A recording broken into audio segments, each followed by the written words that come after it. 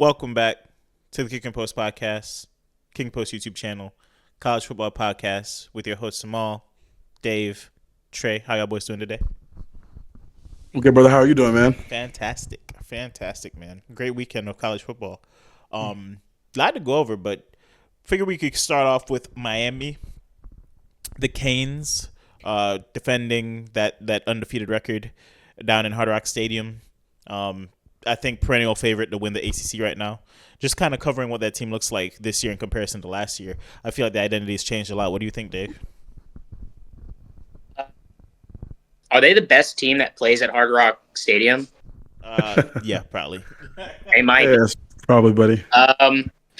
Yeah, I mean, like if you look at their team overall, the question that came into this year was, is the defense going to be good enough? Because they brought in another transfer in Carson Beck, and he had big shoes to fill. You know, Cam Ward went first overall in the draft. He was a Heisman contender, and he turned that offense into probably a top three, probably not even third in that tier of offense.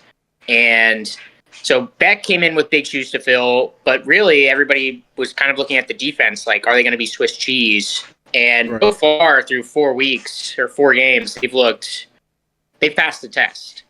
And again, Florida's not a very high-powered offense, but when you hold DJ Lagway and what they hold him to, like 130 yards of total offense, something like that. Like DJ Lagway only had 61 passing yards. Pretty bad, Something yeah. like, I mean, I don't think Florida's offense is great, but less than 150 yards of total offense is you're getting stifled. So Right. yeah. I mean, I think we talked about before the season. I think I told you guys how the OC from Miami was saying that he thought that he saw things from Carson Beck that were different or better than Ward. And I thought, we all kind of all said how great Ward was last year. So I was like, all right, maybe this is crazy. But so far, I mean, the Gators defense was solid. I think they held them for a while, which is good. The fourth quarter kind of got away from them for sure. But I think that there's a lot of premature like Heisman talk for certain guys. But we have to make sure. I think in that conversation, Beck has to be there.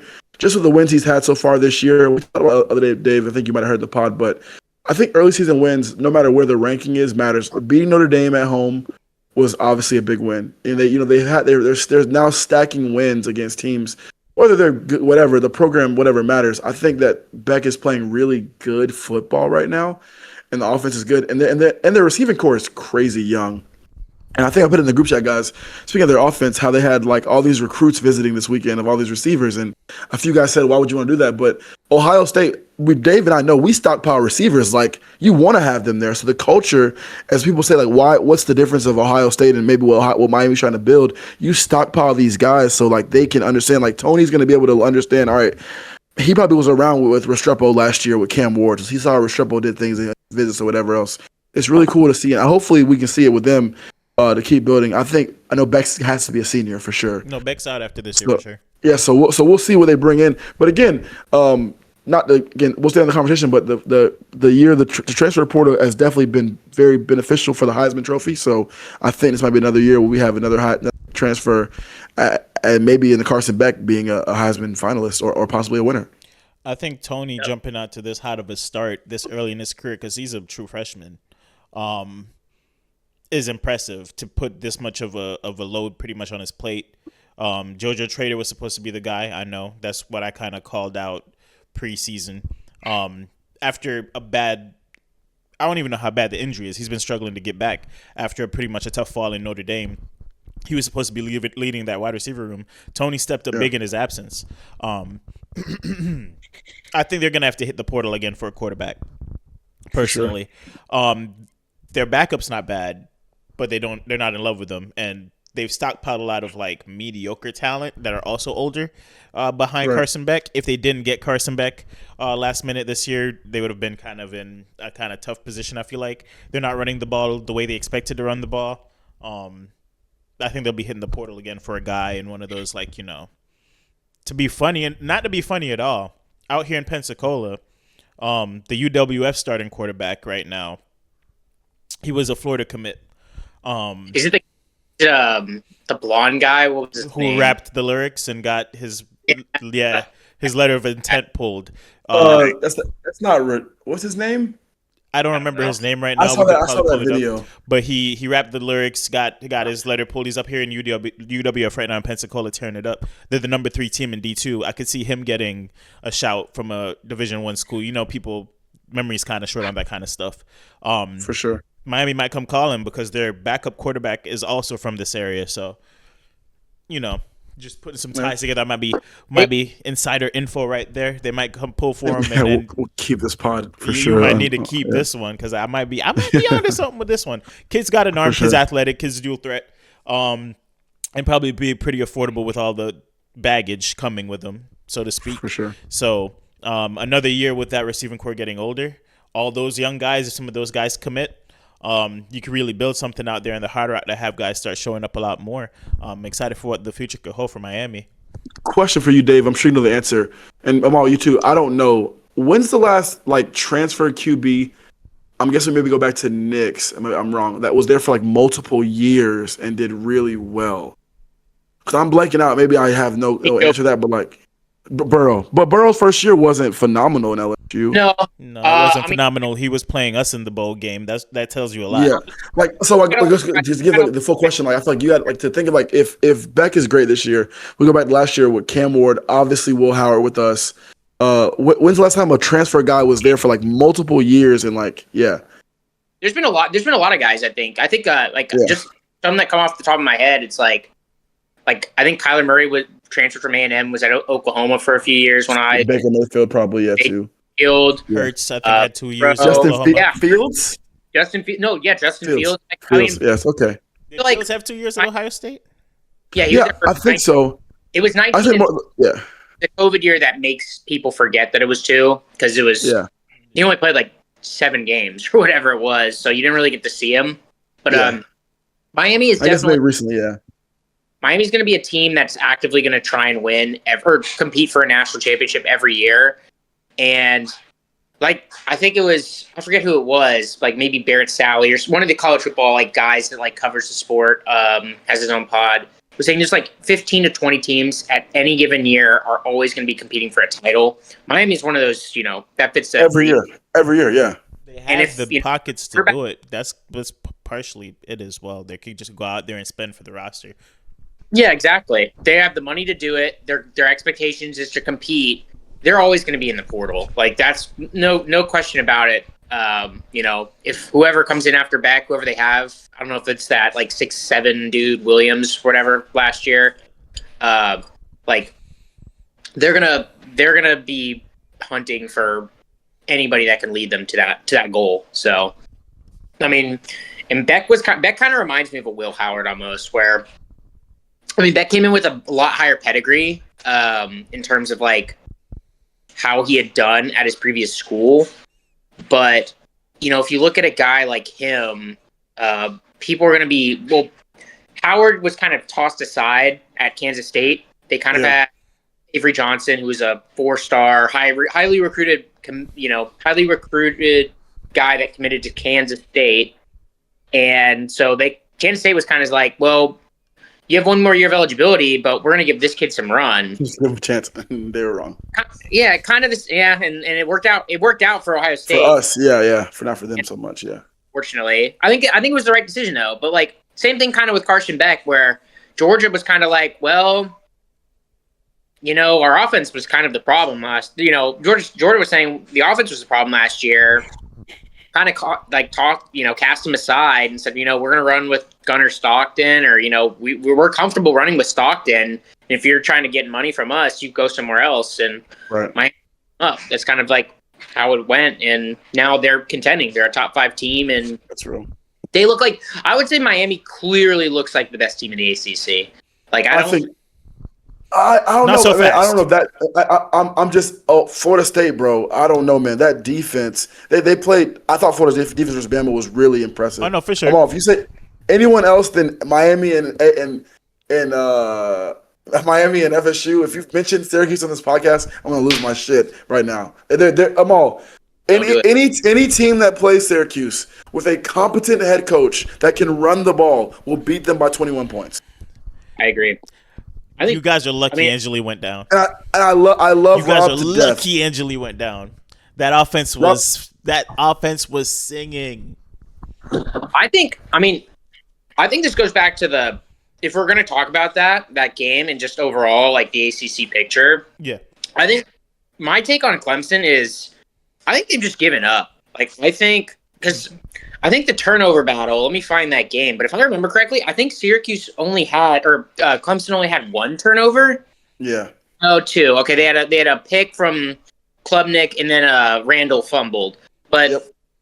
I mean, like, so -2 in the turnover department, but overall, like, Clemson threw for 300 yards, 63, ran for 140. Like they outgained Clemson, or they outgained Syracuse by yards. So I don't know. Like, I mean, Amal, your take's not bad. They faced a very competent offense, and they kind of a defense that's supposed to have multiple top 10 picks, which all of them are tanking their draft prospects right now. That entire roster is tanking their draft prospects right now. If we want to talk about the NIL and transfer era, these guys might need to stay another year because they lost a lot of money these first 4 games, right? Hassan Willis ran all over the team. Yeah, that shouldn't have been the case against this defense because their strength was on the defensive line. The secondary, Jonte Cook had a day. Exactly, Jonte Cook 8, John Ross Simmons 8. Like Angeli, who somebody on here called him terrible, was tearing it apart. Was tearing that defense apart. And his Achilles is now torn also. But anyways, that's not very nice. Kick him in when he's down. No, Amal, I'm not knocking you. I guess my question for you would just be: is Syracuse good, or did we already not establish that Clemson is fucking terrible? I think 2 things could be correct. I don't think Cuse. I don't think Cuse is great. I don't. Yeah. Okay. Outside of the clip, I'm a Cuse guy now. Outside of the clip, they're 3-1, right? Though they're 2-1. 3-1. Yeah, 3-1. 3-1. Okay. By the way, somebody on this podcast told me over 5.5 wins was impossible for Syracuse. Yeah, I said it would be lucky if Syracuse. And I wonder what the line is now. I don't know if it'll happen because it's free now. It was plus money before the season. But what I will say is they had no business being in that game in Death Valley, right? If we're being realistic, they shouldn't have been in that game in Death Valley. 17.5-point dogs. They were 17.5-point dogs. 17.5. Which we said to take the spread. Check the pod. You're right. That was the right take. It felt way too high. Clemson struggles to score 17 points, and I mean our issue was, and we said they don't have a true running back.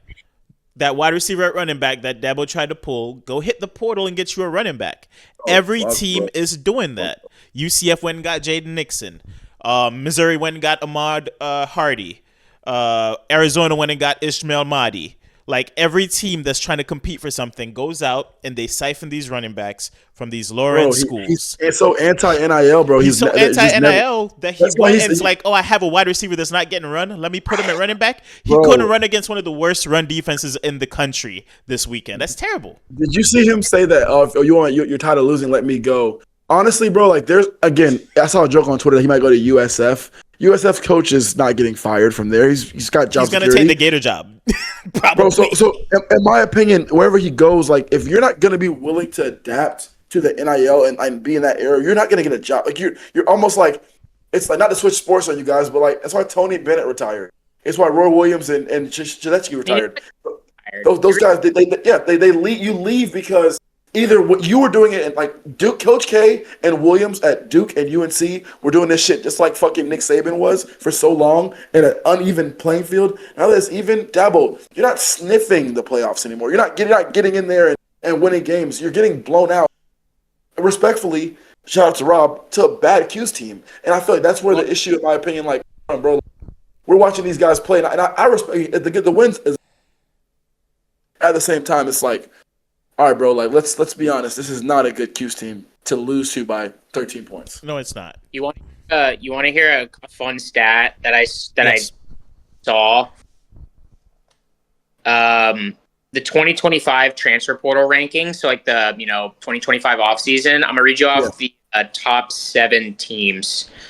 And you can just look at how they're doing. So the number one transfer team, or the team that finished first in the transfer portal rankings, LSU, Texas Tech, Miami, Ole Miss, Oregon, Florida State, Missouri.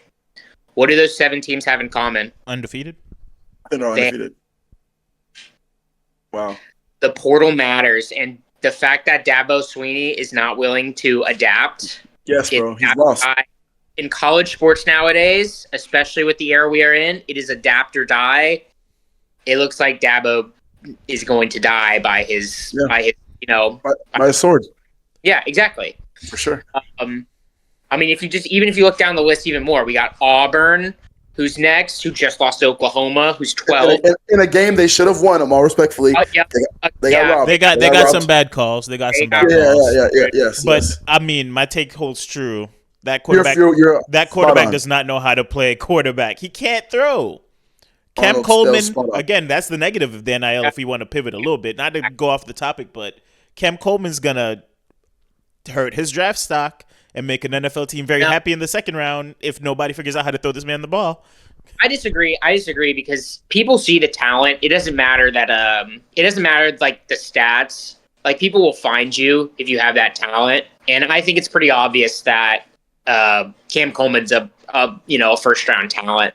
He'll be a combine warrior for sure. That might. It's probably. But also, I think it's like you made the decision to go there. I don't know where. I think he's probably an Alabama kid. He's from Alabama, yeah. So it's close to local. Home. Yeah. But he's a talented guy. Transfer to Hurricanes next year. Transfer to Miami.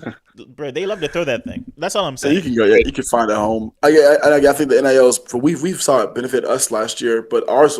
We had obviously Caleb and of course Will Howard and Judkins. Mm-hmm. Most of our stuff, respectfully, was homegrown. Just paying those guys to stay another year. So there's two sides of the NIL where you can be, and you can finesse system where all right, I'm going to pay you an extra, whatever, $1-2 million to come back. You may be a 6th-round draft pick. Maybe your stock rises. Maybe it doesn't. Or, you win a national championship at Ohio State and you're legendary forever. So I think the whole thing matters. And again, I think the NIL is, I'm on the side of paying and pay players for sure. I just do think that if you're stuck in that mindset like that, where I feel like where Dabo is now, bro, if you pay guys and you're not willing to be a part of the progress of the sport where it's going, bro, just go retire. You've made enough money. Go retire on a lake and talk. Because the sport's moving in a way that Clemson fans are gonna. You saying we've won before? You're right. You won before. It's how many years ago since Clemson won national championship? Yeah, I think 2018.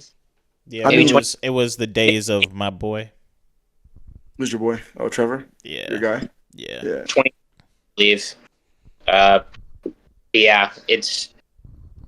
Oh, let's see. Clemson. I mean, yeah, I'm there's only 2 coaches I think there's 3 coaches that have won a national title in college football, and it's just Kirby, Dabo, and Ryan Day. Mm-hmm. Yep. And Kirby and Dabo have won multiple, but I mean, if you were to say I'm building a team, I think the first coach you take is Kirby because of how Georgia has been the best team over the last 4 or 5 years, respectfully. Yep. And then I'd probably take Ryan Day. Yeah. You can't even. And then I'd take Dabo third. I don't think you would in this day and era.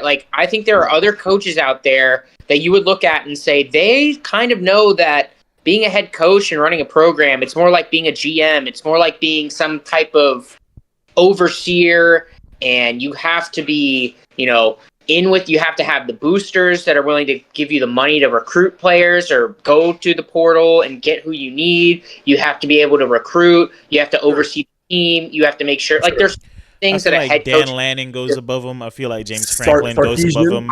I think Sarkisian goes before him. Marcus Freeman. I think Marcus Freeman goes before him. I think. There are arguments to be made given that there are coaches that see how college football has transition. Yeah. And the ACC hasn't been that good this year, or over the last, I would say like 7-8 years. I'd say the ACC has been kind of weak, and Clemson was able to kind of coast off that, and that there was a weak ACC. Now that Miami's going to be paying players, or using your NIL, you have Florida State. You're going to have teams like SMU who will throw money. Has a rich donor base and could if they really want to, like they could have the money to TCU. pay. TCU is another one in that rich Dallas area, but North Carolina is going to have a backing. Like, you're going to fall behind if you don't, hey guys, play the game. If you don't play the game, then you're not, you're screwed, and that's where Clemson and Dabo Swinney are. Where are you taking us? I'm just making some food. I didn't want to pause this conversation, but go ahead. I am. That's how I feel. Yeah. Nah. Ideally, though, I feel like teams that are committing themselves to the NIL era, a la like the LSU's and the Ole Miss, which leads me to the next conversation, could really restructure how we view them in college football, especially like teams like LSU or as of last year, the defense was in shambles. Year before that, same thing. They look like a whole different team now, TBD. Going against an Ole Miss team that had a lot of the same issues last year with great offense, poor defense, been known for that for the last 5 years. And just based on what we saw against Tulane last week, the defense looks like it's taking a step up. So they play each other this week. How do you guys see that kind of shaping up? I'm sorry, my camera just geeked. I think that game is going to be electric. We talked about off pod a little bit. I'm sure people who are watching and are tuned in have seen the tweets about Lane Kiffin's daughter dating Whit Weeks. I think the over conversation is obviously very funny. I just do think that, we go back to last year's game when they played. It was electric. I mean, that guy dominated the game. I just don't know, Amal, you made a point when we talked on our podcast on Thompson Inc.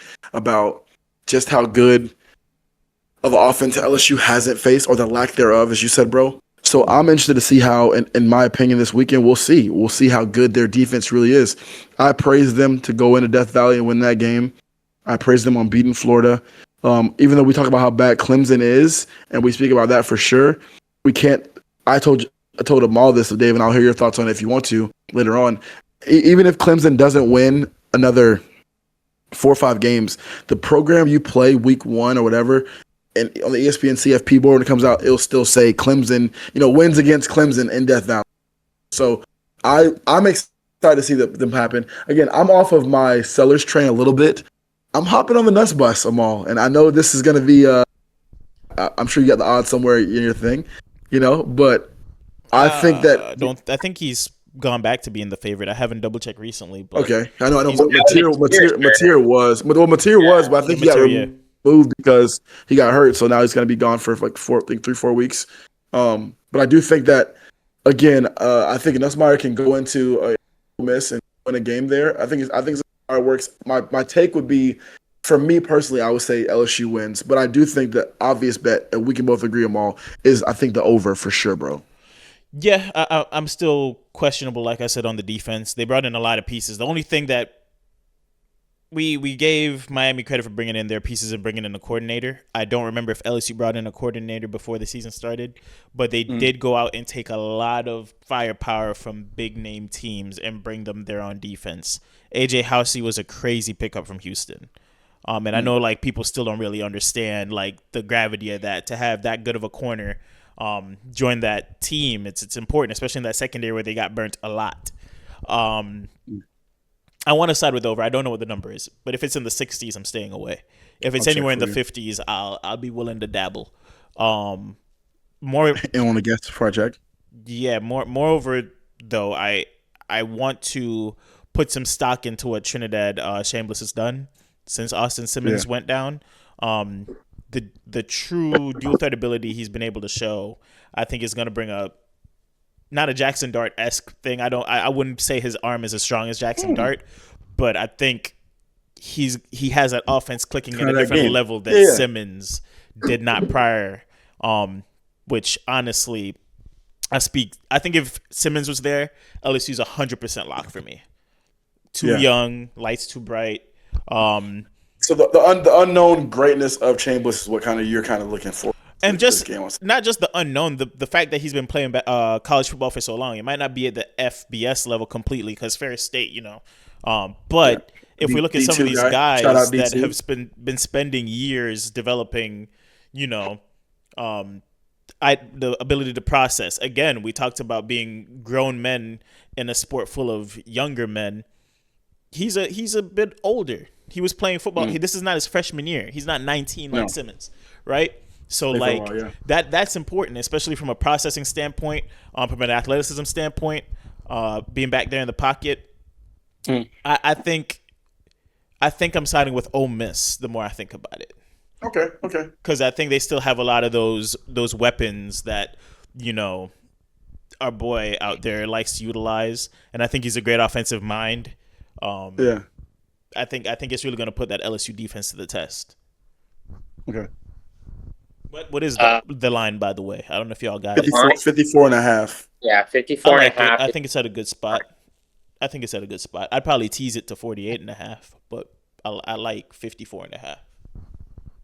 I think if you look at this matchup, it's kind of like a best on best, worst on worst, where Ole Miss's offense is high powered. Lane Kiffin likes to run it up. He's one of the best offensive minds in college football. It'll be a fun matchup between, his offensive mind and just like the coaching of him versus, Ole Miss offense and versus LSU's defense led by Blake Baker. If you look at the personnel, I think LSU's defensive backs, where it'd be like Mansour Delane, whose brother is a true freshman at Ohio State, Trey,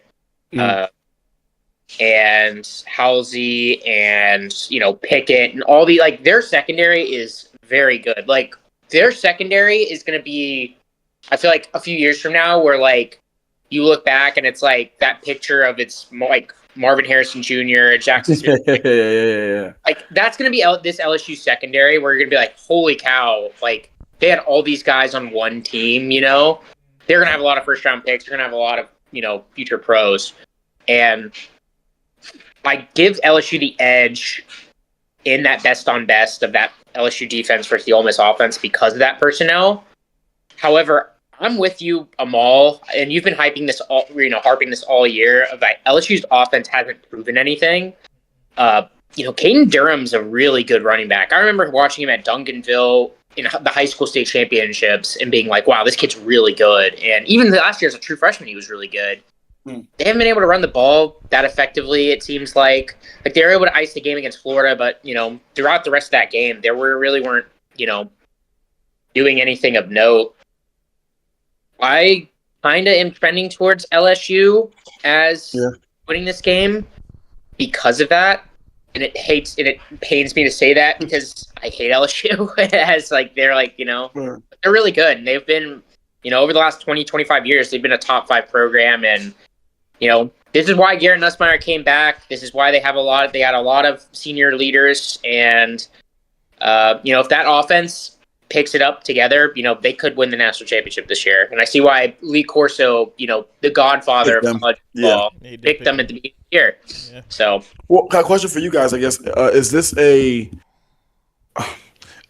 championship you think or bust year for LSU? After Brian Kelly's kind of been there for the last few years, and he's had the rosters, he's had the teams. The defense couldn't hold. I think the year with Daniels, that offense was fucking lights out. The defense just sucked. If they get through Ole Miss and they win, they let's say they run the table hypothetically, and they get in the playoffs. I mean, they're not. I don't think they're gonna fire Brian Kelly, but do you think it's a championship or bust season for these guys or no? No. I don't think you can have that type of mentality regardless. I think that Ohio State team last year was as national championship or bust you could get. Yeah, for sure. And I think you kind of saw if you have that sort of pressure, you can have. They didn't reach their goals of beating Michigan, winning the Big Ten title. They ended up winning the national championship, but you saw that there was there wasn't this. They weren't living up to that hype, that expectation. Right. So I don't think you can say that. Brian Kelly has done a good job, at least in building up a team that is this good. I think the expectation though is, compete for a title, but I wouldn't say national championship or bust. Gotcha. I think it's playoff or bust. I think you can't That's consistently for sure. miss the playoffs. Yep. I think he needs a SEC championship appearance at some point. That's necessary, especially in this iteration of the SEC this year, where we feel like it's kind of wide open. Texas has disappointing quarterback play. Georgia's defense looked human against Tennessee, and Tennessee's defense looked human against Georgia. Aguilar showed the ability to make mistakes. Yeah. Florida is kind of off the path now. They're out of the way. And who else is really in that SEC that's there of note to really worry about? Vandy. A&M. A&M looks good. South Carolina. A&M looks good. South Carolina isn't completely off. They have their two Carolina. losses Come makes on, it very Dave. difficult. Come on, Dave. We could even sprinkle some Sellers talk in here soon, but because I do think he showed enough against. I think his defense failed him against Missouri. Personally, when I watched the game, Yes. We'll get into that later. Well, is Missouri also in your mix of teams? Yeah, he kind of. Who do they play though? I don't know what their lineup is. So, I mean, Bama's not out of it just because they lost to Florida State. I think they smoked Bama personally. LSU. Missouri. Whoa, I disagree. I think Missouri beats Bama. That's like I'll let you guys. Did you go, Dave? I think that the logo holds weight. Shout out to Kevin, active pod listener. That still matters in those games. Like I think they play Missouri. Like if the game in Tuscaloosa, that lore against that, I don't know if that they have enough on that team of Missouri to go in Tuscaloosa and win. Now, I could be dramatically wrong, but I'm buying up Ahmad Hardy shares as we speak. Nah, bro. Like he's one of my new favorite running backs. I think Bama beats them, bro. Bama beats them. Yeah. Okay. If they play. All right. We do a podcast, so there will be ways to come back to this. But to go back into what I'm saying though, yeah, this year is the year where if LSU can really grab hold of the SEC, it's a little bit weaker. So this is your time, if there was ever a time, right? So you go into Ole Miss, you win that game because your defense should be highly improved. Just like we talk about them not playing well on offense, Ole Miss played Arkansas and gave up a ton of points. Their offense looks decent, but outside of Arkansas, which competent offensive they played? I thought Tulane was one. I watched them play offense. It looked terrible. So Is it so much the Ole Miss defense has improved, or, was it a bad matchup this week? We'll see. So, yeah, as Brian Kelly is that big name, you need to finally get into that SEC championship game. And then if you get to the playoffs, you'll be safe. That's all I think. You just can't. You can't miss the playoffs again. I think that's what you have to worry about. That's real. Okay. But I do want to point. You go first, Dave, and then I want to point a question to Trey. I had not scrolled over to like the coaches poll and just seeing the stark differences in the AP poll and the coaches poll. Like Miami's second in the AP poll, but they're sixth in the coaches, which is just funny. Louise, like that's such a huge drop off. Yeah, it's just that's a very stark difference in how they're viewed. Is Notre Dame still ranked in both these polls as a defeated team? Is 22nd in the AP, 21st in the coaches. With 0 wins is crazy. Wait, no, didn't I they? think they beat Purdue last week. Oh yeah, they played. Yeah, they finally got a win and they're still ranked. That's nuts. I get it. I get it because of who they opened the season against. I get it. Yeah, but come on. Like logically, why are we? You know what I mean? They lost both games. I don't care how they lost them. They were 0-2 and we're ranked. What's your question for me, Amal? So you said you were a little bit off the Sellers train. Yes. Why is that? Is it because of the record of South Carolina, or did you see something in his play that we were kind of alluding to before the game? I still think that when the draft boards come out, he'll be the number one quarterback taken. I'm not off that. I think you can't win the Heisman. If we're talking about the Heisman, I 100% get it. I thought you were talking about just him as a prospect. Oh no, because my talk off my Heisman. Like I think I'm off that because I don't think you can. I don't think you can win the Heisman with a team playing this poorly. He'd have to put up superhuman numbers like Jaden Daniels did, which it's not there yet. Right. And I don't think he has the offensive firepower to do that either. No, the running back that that they got in the portal that they fought so hard to have on the field, he has not looked great, and I'm not sure if it's an offensive line thing. It might be. Sellers was running for his life a little bit against Missouri, and no offense to Missouri, I don't know of any like defensive linemen off the top of my head that are like high in the NFL draft prospects right now, to where they should have been applying that much pressure. Maybe I'm a little bit, under-informed on that defensive roster. Yeah. Sellers, in my opinion, looked okay in that game where they were consistently behind. He made some throws that impressed me. I do think he still does a lot of overcorrecting as an athlete where he feels like he could run away from a defense and take really bad sacks and really bad points in the game. I watch him run backwards 15 yards and instead of getting rid of the ball, take a sack, getting them out of the red zone, and then immediately getting a offensive penalty next to have him at like 3rd and 37 when they were just at like 1st and goal, right? And those are like those are the deciding factors. Instead of getting 3 points there, you could have got 7. Yeah, those are the small nuances. And I mean, in terms of college football and him winning the Heisman, I feel like you said, he doesn't have like that elite receiver still to really like go out there and put up a crazy amount of numbers, or in Jaden Daniels, 2 first-rounders at receiver to go out there and put up those crazy numbers. So that's out of the picture. But in terms of him building himself up as a prospect, he needs to learn to be a little bit, not necessarily safer with the ball, but safer with the situation, being a little bit more situationally aware. He showed decent accuracy last week, which I got to give him credit for because that's one of my biggest gripes with him. And I think the dual threat ability is still there, and he's still a man in the backfield. I do agree he'll be in the top end of that quarterback prospect list when the lists come out. I do think that list is becoming a lot more loaded with guys that were nowhere close to the list when the season started. The Sawyer Robertsons of the world. Yeah, they're flying up the list because guys like Cade Klubnik are falling down the list, right? Drew Aller falling down the list.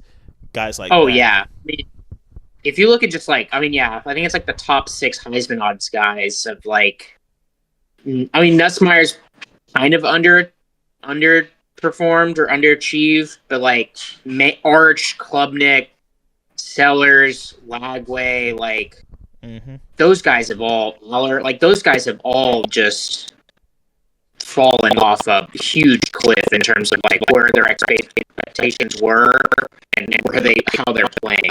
Like, it's I feel like that just was. I feel like one thing from the NIL era, or one thing that because the NIL era and you come in with stars, just how you're recruited, how how good you are, or that's you're ranked. People were able to coast with that, and like you see 5 stars everywhere without just can't handle it. Like it happens all the time, but just because somebody went away to school, you're able to just kind of coast off of that. It's like that's a good point, Dave. Yeah, and if you look at a guy like Cam Ward, who was a no-star recruit, and he benefited from the COVID and getting like a 5th or 6th year, I don't know, but like he was able to ball out and just that's how he was able to rise up. Whereas like a guy like Lagway, who frankly has been horrible. Like DJ Lagway, there's been no silver lining to how he's played. No. But because he was that 5-star and because he showed some flashes last year over like a 4-game span, he's gonna continue to be a talking point. He's gonna continue to be a polarizing figure in the college football world. So my question to you though is like, with a Lagway and stuff like that, obviously the opportunity came from a lot sooner against tougher competition than a Cam Ward. Do you think we should still hold out hope for those guys? Because second, third chances, they're going to start being able to develop a little bit more to the speed they should have been, right? These guys aren't sitting because of the NIL era, so maybe they do need to leave, right? Like, we talk about Cam Ward balling out. He was able to hone his craft 3-4 years in and then come to a good situation. While Lagway, he got dropped in, and it's like, okay, we got to wait for you to take over for who? Graham what? Mertz? Mertz, yeah. Like, we all knew, if you watched college football, Graham Mertz wasn't really that guy. and he probably would have lost that job anyway to a true freshman Lagway. So he didn't get the opportunity to really sit and learn or play against inferior competition compared to his skill set week after week after week after week, developing things, seeing things, getting game film, and then coming out 3-4 years after honing your skills to go behind one of the best offensive lines in the country. Because Miami did have that. I mean, there's clips of him standing even back this there, year, not even moving. their tackle's pretty solid too. Yeah, Yeah, they got top 10, top 15 talent. top 5. Yeah, top 5. Yeah, there, he's nice. Right? Yeah, So he was yeah. able to make that decision and be like, okay, I'm going to go there. When Lagway just kind of, obviously he took NIL money, but he got dropped in a situation where fly high or low, you're going to get on the field soon because we don't have a guy like that ahead of you. So I get what you're saying, but I also feel like it should be fair for somebody like him or a couple of these 5 stars, depending on what the situation is, to get those multiple chances, because some of them are being they're not, like, if I was to compare it to fruit, they're not ripe yet, right? We're rushing the process. I feel like I agree more. I think as someone, I'm not comparing myself in any way to these 5-star guys at all. I do think when you play college sports, You're a 6-star guy. Yeah. You're funny. When you play college sports, I think you have, and even in the NFL, when a first round draft pick gets a few chances to fight. Like if a guy's taking top 10, if it doesn't pan out in Dallas, maybe you're better in Detroit. Let's work in Detroit. Hey, maybe you're better in Jacksonville.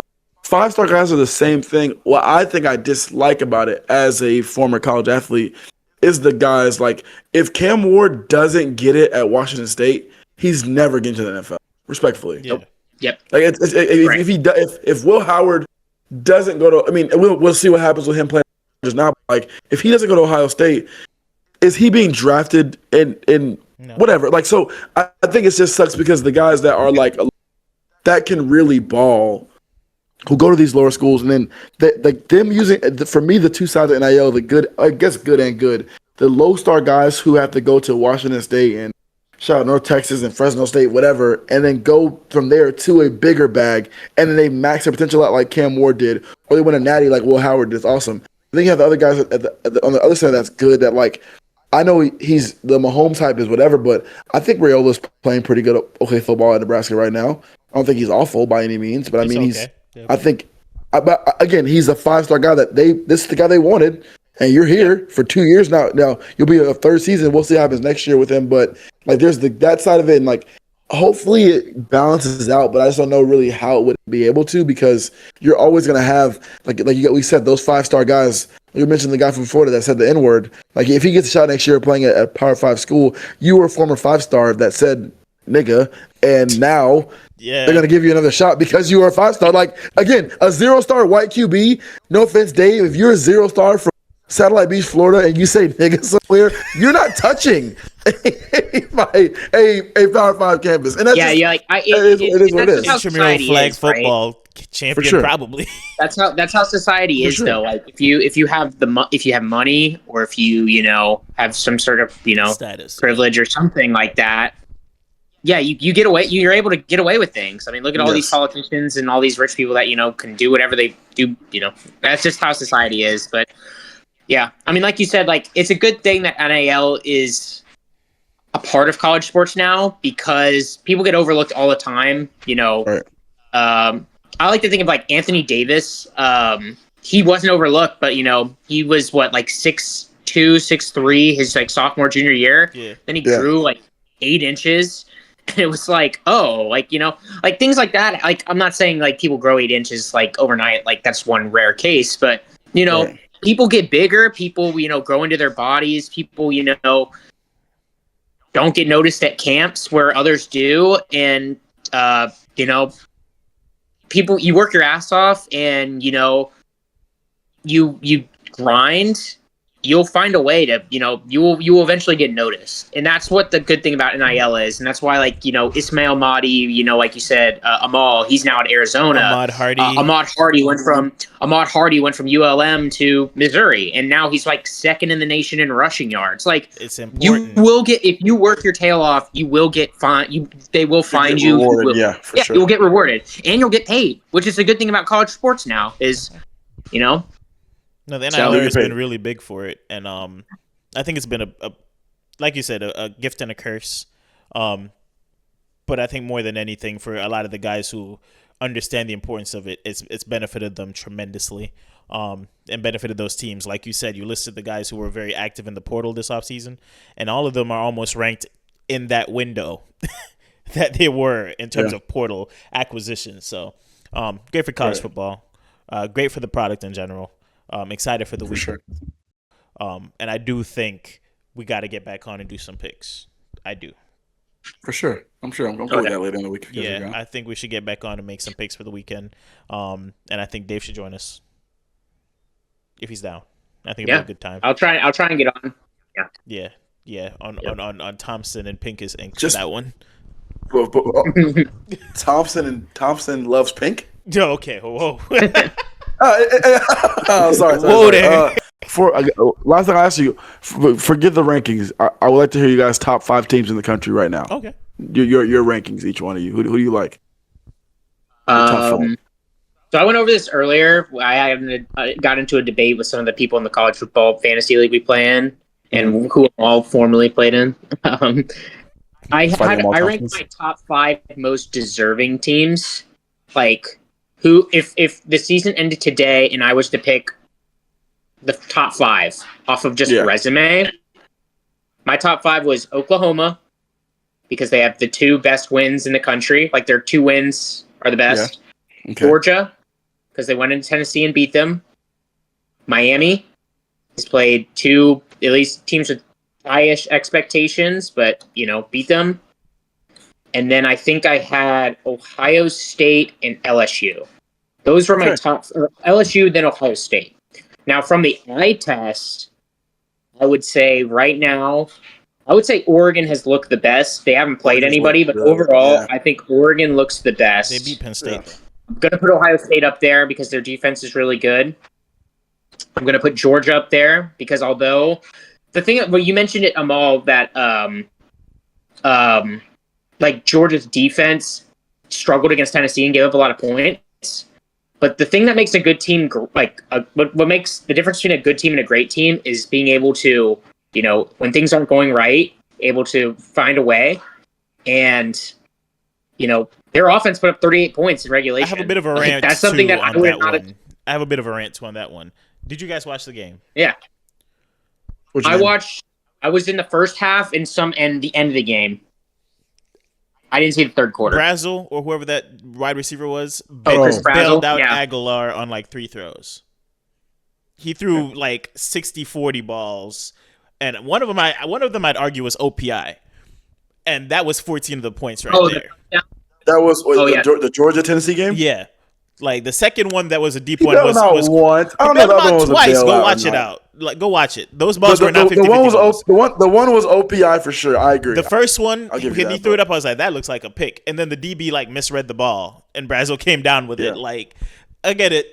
They scored the points. It counts. But I feel like that's another reason I was still on Georgia after those scores, because I was like, this isn't sustainable football. You're not going to keep making plays like that. What's sustainable is Stockton and the boys moving the ball consistently on that defense. Throwing up a prayer and hitting that. You're not going to hit that every quarter. You know what I mean? That wasn't a prayer. I'd say that was a dart. Like, that throw was, like, Gunnar Stockton is my dark horse Heisman case. No. Yeah, Gunnar Stockton. I thought you were talking about the Aguilar 50-50 balls. I'm like, those did not look like darts to me. The 4th and 6 to, tie the game, essentially. Yeah. That was... No, okay. So we're doing top 5 teams? It's your top 5 teams. Who do you have them all? I'm going to put Miami up there because that defense looks serious. This is no particular order. That was my team. Yeah. OSU. I do think beating Texas is big, and I think that's enough for me right now. I think the roster's still pretty talented. I'm a little bit worried about the young quarterback still, but did enough in his first win. And they're national champs. So I'm going to keep them in the top 5 for now. Georgia, I think that was a big win to go into Tennessee and take that one. A&M looks fantastic also, so I think I'm gonna keep A&M in the top 5. And then Texas Tech. I worry about their a lot, but their offense is legit, man. I'm taking their Texas Tech. Texas Tech brought in the backup and he looked better than the starter. Will Hammond. Yeah, their wide receiver core is pretty solid. And I was a big Utah guy, and they shut down Devin Dampier, so I gotta eat crow. And I think they looked great. And as a Big 12 guy, I'm gonna put a Big 12 team in the top 5. Okay. For now. I was gonna say that's bold putting Tech up there. I mean, they played better competition than Oregon. Sorry, Nick. Fair Oregon enough. might be a That's better fair. team, but they got to beat Penn State this week. Is it this week that they play Penn State? That's the game of the week. Yeah, Play Saturday, yeah. Yeah, I think, and I do think they beat Penn State. So once they beat Penn State, I'll put them up there. But for right now, I'm gonna be a Big 12 guy and I'll take take- Texas Tech in the top 5. I'll take the boys for sure at 1. I'm gonna go LSU as my second best team in the country. I know you all will tell me this. No, it's not overreacting bad. or It's not an whatever. overreact. Like, Their defense is legit. Their yeah, defense their is defense- good. yeah, I'm gonna go Miami 3. I'll take the winner Penn State / Oregon okay. as my 4. And again, Amal, I think I put you on this Texas Tech train a little bit You on did. Friday with the You Thompson did. thing. You did. I'll take Texas Tech also. I'm liking what I see. Again, they score the ball. Dave, I'm sure you've been watching. Crazy. Oh yeah, I mean, even that And- was the thing. Baron Morton had been putting up numbers and looked amazing. You know, he was looking like a guy like Josh Hoover and you know these guys that weren't talked about, but have done it before.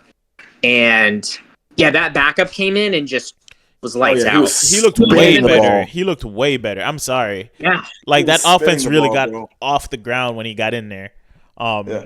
Which if that's who you have on the bench, that also gives me reason to think that you have a pretty good gauge on like practices. You know, you guys have a lot of things dialed in.